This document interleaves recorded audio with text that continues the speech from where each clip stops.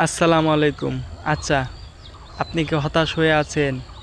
আপনি কি ভাবছেন যে আমি অনেক বড় বড় গুনাহ করে ফেলেছি, হয়তো আল্লাহ আমাকে কোনোদিনও মাফ করবেন না? তাহলে আপনার চিন্তাটি ভুল। আসুন এই হাদিসটি শুনি, তাহলে অবশ্যই আপনি বুঝতে পারবেন।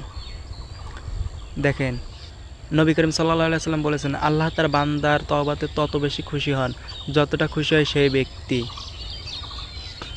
যে মরুভূমিতে উট হারিয়ে হঠাৎ করে আবার সেই উটটিকে কি ফিরে পেয়ে যায়। এখন আপনি চিন্তা করে দেখেন, মরুভূমিতে কোনো খাবার নেই, পানি নেই, হঠাৎ করে আপনার একটি উট হারিয়ে গেছে, আপনি সেই উটটিকে হঠাৎ করে ফিরে পেলেন, তাহলে আপনার মনে কতটুকু খুশি লাগবে? তার চেয়ে বেশি খুশি হবে আপনি যদি তওবা করে আল্লাহর রাস্তায় ফিরে যান। তার চেয়ে কি বেশি খুশি হবে আল্লাহ তাআলা?